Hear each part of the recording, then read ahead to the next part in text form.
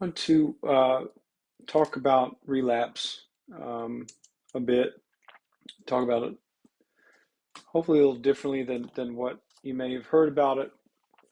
I'm going to do that for a couple sessions here, but first I want to introduce this concept of the relapse waterfall.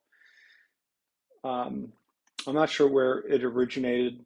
There have been a couple versions of it. I first learned about it from Dave Matukaitis, who was a fantastic therapist.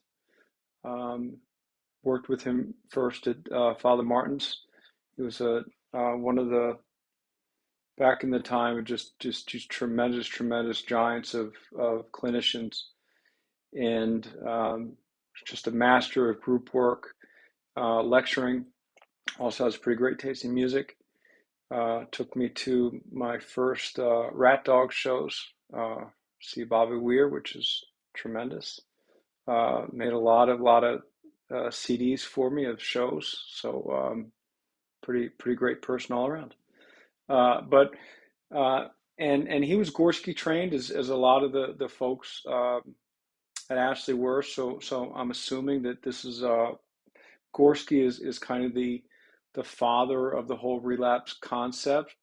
Um, of course, you have also the stages of change out of the University of Maryland, but Gorski kind of had this idea that relapse is a process and not an event, and that when you pick up a drug of choice, or we'll talk about behavior of choice actually, that's not a relapse. That's actually the end of a relapse, because you're returning to the behavior, so active addiction is now back, and the process of relapse happens well before that, and it can be going on for days, weeks, months, years. And so I want to talk a bit about this idea, this metaphor, the relapse waterfall, and much to your benefit, I've drawn it. And so I have it here. I get the glare off of that for you.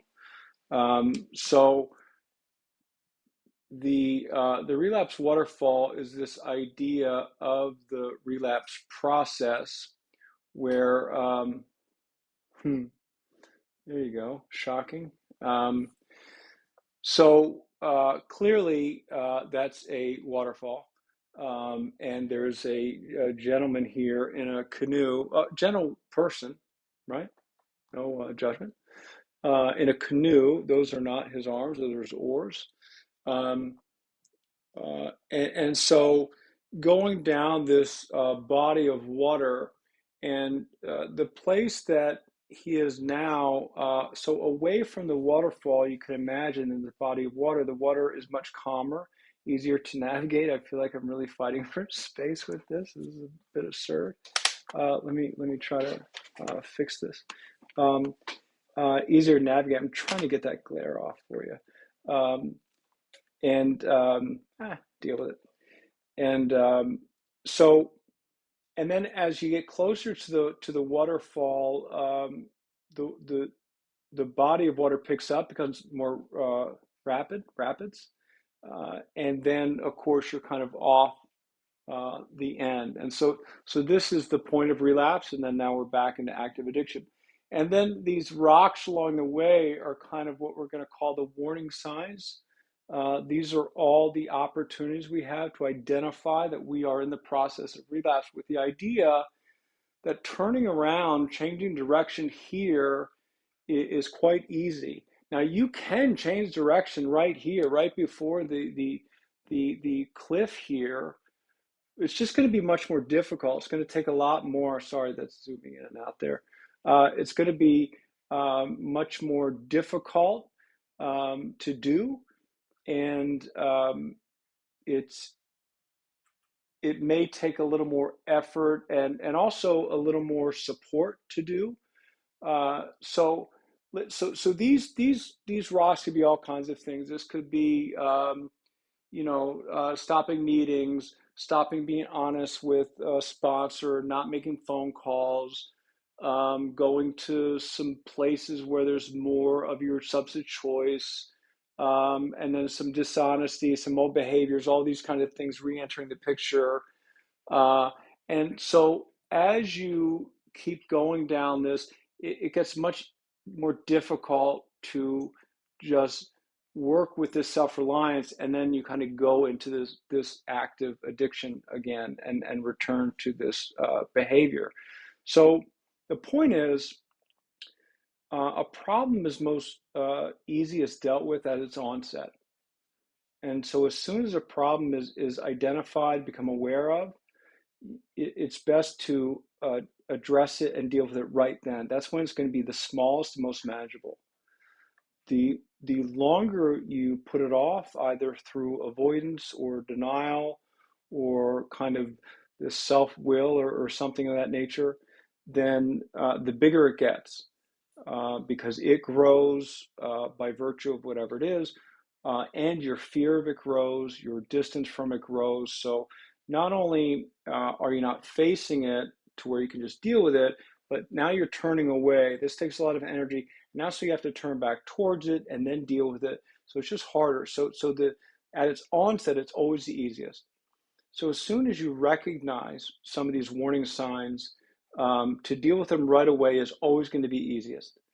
The longer you put it off, the more difficult it is.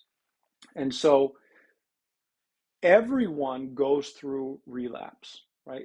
It's just a part of recovery, meaning everyone goes through natural behavioral tendencies to begin to revert to form, to kind of lose some momentum, and to kind of start holding on to our old ideas. That's just a common occurrence. The person who gets into recovery stays on this just trajectory, is just rare, and I would say just, if not impossible, very uncommon. So we go through relapse process. Doesn't mean we all relapse. Doesn't mean everyone picks up a drink or drug again. And the difference is the identification and how we deal with it. And so the idea of relapsing as the end of the relapse, although we've kind of had this idea that it happens so much, so it's kind of a part of it. It's you don't have to ever do it. It doesn't have to happen. It takes awareness. Now, if it does happen, it's helpful to kind of take the judgment and the guilt out of it to then learn from it.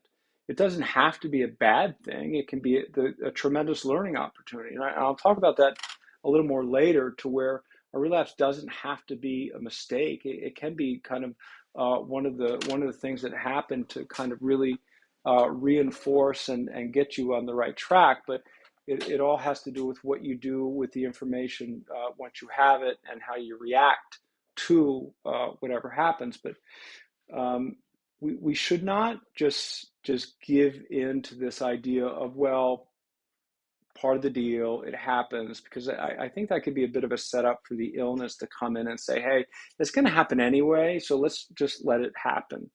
And I think the other thing the illness does is it tricks you into saying, well, since you've already thought about it and maybe even come up with a plan for it, that it's too late. There's nothing you can do. And that's absolutely not true. There's always something you can do. There's many, many things to do. It's much easier to not give in than to give in.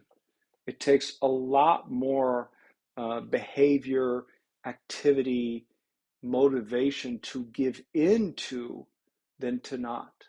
And we'll again, I'll talk about that a little more later. But the first part of this is just this idea of the process. And the sooner you can acknowledge and accept, and most importantly, tell someone else about the process, not try to be completely self-reliant, the better.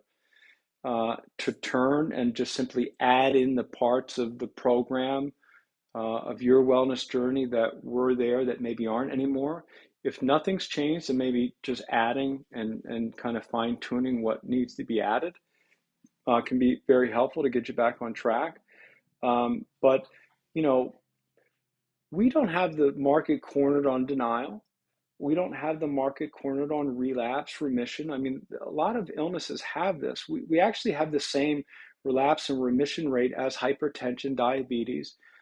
Now, we are different in the fact that with these illnesses, what happens in a relapse and what happens as a result of our illness can be quite different as a consequence and of the people around us.